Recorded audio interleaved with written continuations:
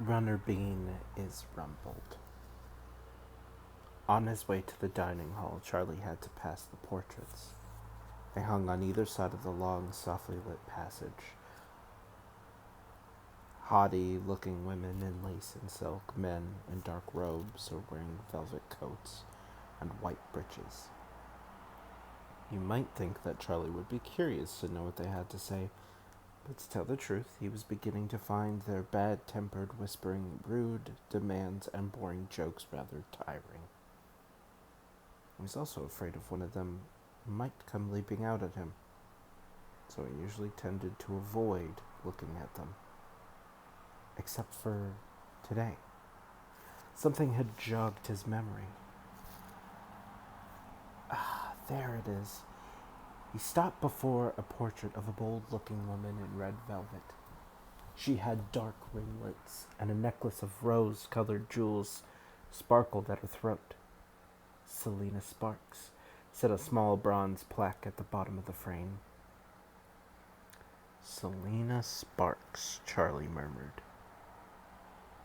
What about her? Fidelio said, looking over Charlie's shoulder. Shh, hissed Charlie. He waited for a voice, but Selena had nothing to say to him. Perhaps she was shy. I knew I'd seen that name somewhere, Charlie muttered. All these people are descended from the Red King, so maybe Ollie is too. Ollie who? Asked Fidelio. I wished you'd talk sense, Charlie. Emma and me, Charlie began.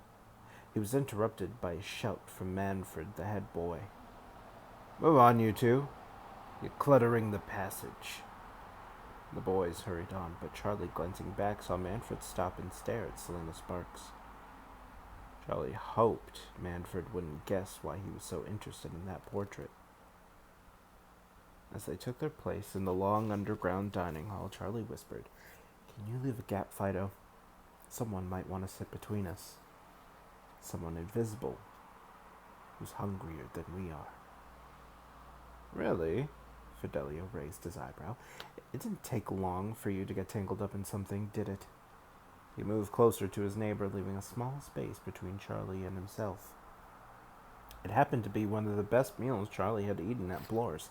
Morsels of chicken and bacon floated in a creamy sauce, and he was tempted to eat every scrap, but he pushed a few pieces to the side of his plate in case Ollie turned up. You can have all of mine, said Fidelio, who was a vegetarian. I'll have it, said his neighbor, a large boy called Morris, who played the bassoon. No, you won't, said Fidelio. It's for Cook's dog. He hasn't been well. Morris gave him a funny look, then ran his thumb round his almost empty plate and licked it. This was against the rules.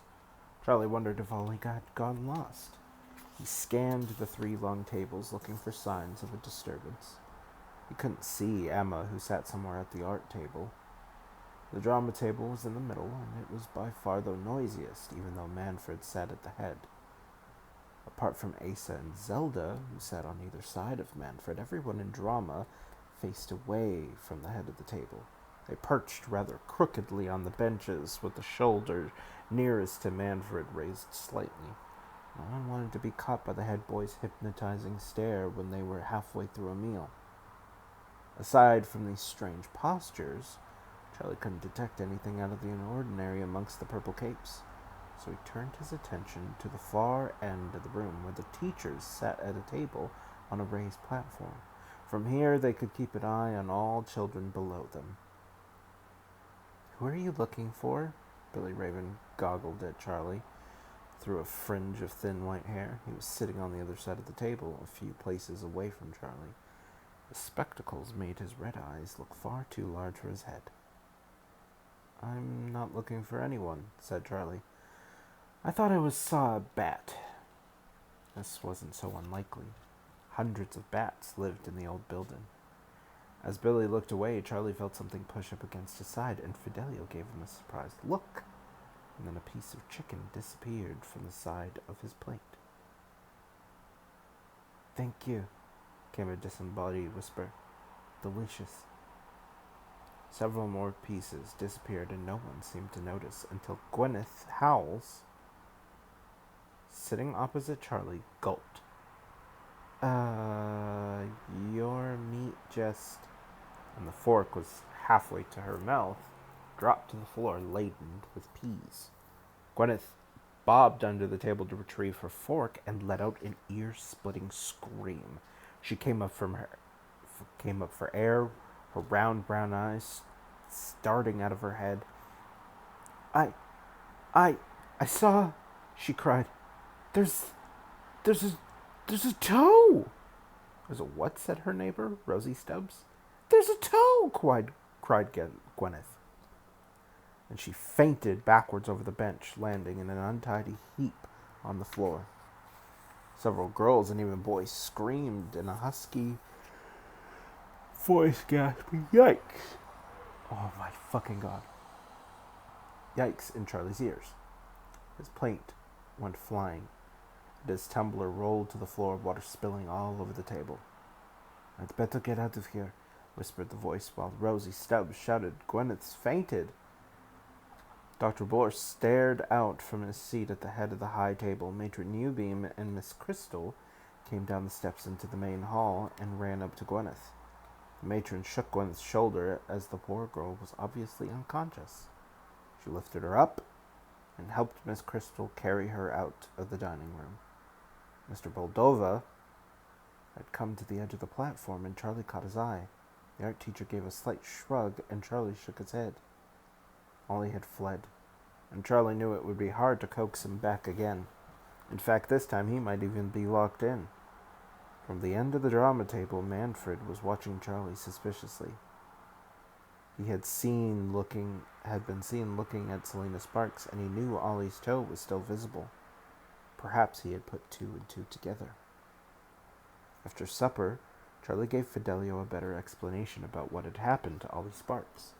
He spoke in an undertone as they hurried up the long passage leading to the dining hall. This time he didn't even glance at Selena in case Manfred was watching. "Here we go again," said Fidelio. "Another problem for you, Charlie." He had reached the blue cloakroom, and here the two friends parted, Fidelio taking books and pens to his classroom, while Charlie had to carry his homework upstairs to the king's room. How did he manage always to be late, even when he thought he'd been hurrying? All the other endowed children had got to the room before him. As Charlie bounded through the tall black doors, Manfred was already making announcements. "Two of the endowed children have left the school." Manfred glared at Charlie as he dropped his books on the round table. "Quiet, Bone!" As I was saying, Beth and Bindi have left us, but we have new members. It had been such an extraordinary day, Charlie had almost forgotten Belle. But here she was, sitting between Asa and Dorcas. Asa's weaselly features were screwed into an odd smirk, and his scraggy red hair stuck out in oily spikes. If it hadn't been for his yellow eyes, you would have found it hard to believe he could turn into a beast. "Her name's Belle," Manfred continued. "Belle what?"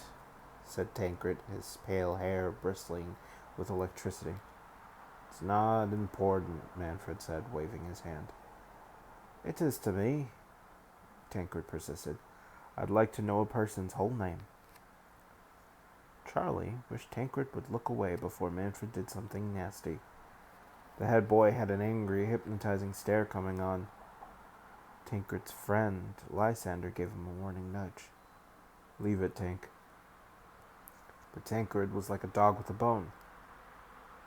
"My name's Torsen," he said, looking at Belle. "And what?" "Donner," Belle said suddenly. "Belledonna? That's deadly nightshade," said Gabriel. "It can kill you." "Actually, that's Belledonna," said Belle. "In small quantities, it dilates the pupils. Eyes become shinier, more lustrous and beautiful. All at once her own round blue eyes flashed with purple lights. The effect was so startling, even Tancred was speechless. All around the table, books were opened and pens clutched. Homework began in silence. Above the door, the Red King stared out from his portrait. The cracked and ancient painting always raised Charlie's spirits, but he never managed to hear the king's voice. Sometimes he caught a low muttering, sometimes a creak and a swish of a cloak, but the shadow would fall behind the king like a dark stain on the canvas, a hooded figure with the chilled the blood just to look at it. Charlie knew that sinister shadow was blocking his contact with the king. 11 of us now, thought Charlie. Last term there had been 12 endowed children. What would happen if there was 10? Like the original 10 of the Red King? Would the pattern be repeated, 5 on one side, 5 on the other? And this time, who would win? Get on with your homework, Bone. Manfred's voice made Charlie jump. Yes, Manfred. Charlie looked down at his open book. After homework, Emma caught up with Charlie as he was making his way up to the dormitories. It was Ollie, wasn't it? She said breathlessly. The toe under the table. Charlie nodded. I don't think we'll be able to get him back again, he whispered. He was terrified. And I got this nasty feeling Manfred knows.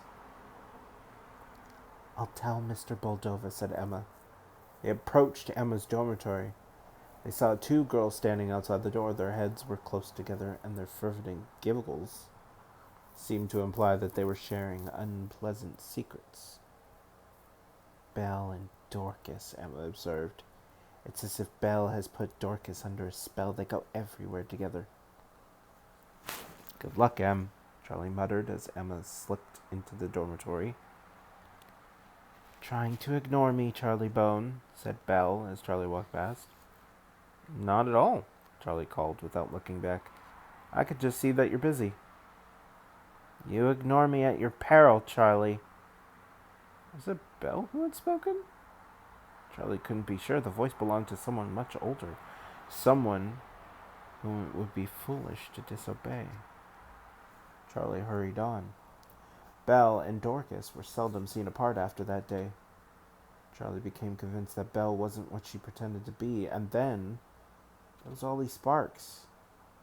Summer term was proving to be more than a little interesting. You'd better watch it, Charlie, said Fidelio one day. If you go up into the attics again, you're bound to get detention. Or worse, muttered Olivia. Hypnotized for life, said Emma, like Manfred tried to do to me. They were sitting on a log pile in the blazing sunshine. It promised to be a brilliant summer, which was just as well because the school play would be performed in the open air. What's Belle like as an artist? Charlie asked Emma. I mean, can she draw? Emma shrugged. Who knows? She makes things. I've been asked to design clothes for the play and the set. The hunting horn sounded, and the 4 children slid off the log and headed towards the academy. I wish we could do something about Ollie, said Emma, as they reached the garden door. Maybe if we got detention and stayed in school till Saturday. What about you, Charlie? Charlie was tempted, but he had other responsibilities. Runner Bean, he said. I've got to get home and look after him. It had just been decided that they would all meet on Sunday to discuss Ollie's problem, when Fidelio suddenly announced, I can't. I've got to play in a concert. Charlie was sorry to hear this. Fidelio was such a good person to have around in a crisis. He had an excellent set of ideas, and he never gave up. But Fidelio was also a brilliant musician. Charlie was afraid he would be seeing less and less of his friend this term. When Charlie got home on Friday evening, so many things went wrong he almost forgot about Ollie. He had expected to see his great-uncle, but Peyton hadn't returned and there was not even a word from him. I'm a bit concerned, said Macy. It's not like Peyton. I'm afraid it gets worse, Charlie. I've got to leave here tomorrow. What? Charlie was really worried. His mother had to work on Saturday, and the thought of spending a day alone with Grandma Bone was as unpleasant to say the least. Where are you going? Can't I come with you? No chance, Charlie. Macy's sister, Doris, had taken ill. Macy would have to go and look after her. There was no one else. Something would have to be done about Runner Bean. While Charlie was at school, there'd be no one in the house to feed him and look after him. You'd better take him for a run now, said Macy. I hadn't had the time. I can't keep him hidden much longer, Charlie. A lively dog like that is bound to be rumbled. As Charlie ran up to his room, he could hear him whining and scratching at the door. Shh. Charlie leapt into the room and slammed the door behind him. Runner Bean put his paws on Charlie's shoulders and licked his face. Thanks, but yuck, whispered Charlie. There was a creak on the landing and a voice called, Is that you, Charlie? Slamming doors. It's me, Grandma, Charlie called. I'm changing out of my school stuff. When Charlie put his head out of the door, Grandma Bone had already gone back to her room. Come on, Runner, Charlie said softly. He ran downstairs with the dog bounding behind him. They left by the back door and slipped into the narrow street that led to the park. An hour later, Charlie and the dog arrived back at number 9, exhausted and hungry. His mother was getting anxious, and Charlie explained that he didn't know the time because he'd sort of lost his watch. Mrs. Bone sighed. Honestly, Charlie, I suppose you'd better wear mine until you find yours. She handed him her watch, which, fortunately, was not too feminine. I'm just going to help Macy with her packing, she said. Back in a tick. Charlie searched for the tins of dog food Macy had hidden. He had just spotted a tin of bonio in the larder when there was a loud scream and then a growl. Charlie looked round to see Grandma Bone rooted to the spot just inside the door. What's that thing doing in here? She screeched, pointing at Runner Bean. It's Benjamin's dog, Charlie said nervously. You know Runner Bean. Of course I know, but why isn't it in Hong Kong? Before Charlie had time to answer, Runner Bean, snarling horribly, rushed at Grandma Bone, who shrieked again. Get it out, she shouted. Charlie played for time. Runner Bean bared his teeth and snapped at the old lady's ankles. That's it, yelled Grandma Bone. I'm ringing for pest control. The dog's home, the police. They'll have to put that thing down. It's dangerous. Grandma, you can't, Charlie pleaded. But Grandma Bone was already on the phone, giving her address, telling someone about the killer that needed exterminating. They'll be around 6:30, and I'm not coming downstairs until that wretched Bean has gone. Charlie was horrified. He didn't know what to do. Macy and Mrs. Bone came running down to see what all the fuss was about, but they didn't know what to do either. Macy was so worried about her sister, she said she couldn't think straight. If only Uncle Peyton was here, Charlie wailed. He'd know what to do. Charlie felt like taking Runner Bean and rushing over to Fidelio's or Emma's or even Olivia's place. But could they hide a big dog, or would they want to? With Runner Bean looking so wild? He hated being shouted at. His eyes were rolling and low rumbles kept coming from his throat. We'll explain to whoever comes that he must be on no account put down, Mrs. Bone said. We'll tell them that he's never bitten anyone ever. Perhaps he'll go to a nice dog home where you can visit him, Macy said hopefully. He'd hate it, cried Charlie. He took a large dish of goose liver pate and 10 slices of honey roast ham out of the fridge and poured them into the dog's bowl that Macy had hidden under the sink. Grandma Bone's specials, said Macy in hushed tones. I don't care, said Charlie. He knelt beside Runner Bean and stroked the dog's wiry head. It was very satisfying to see his grandmother's favorites being food, wolfed down by a shaggy throat. The time was 25 minutes past 6. Charlie stood up. I've made a decision. I'm going to ask Fidelio if he can hide Runner until Benjamin comes back. With all those noisy musicians, said Macy, he wouldn't last a minute. And then someone rang the doorbell.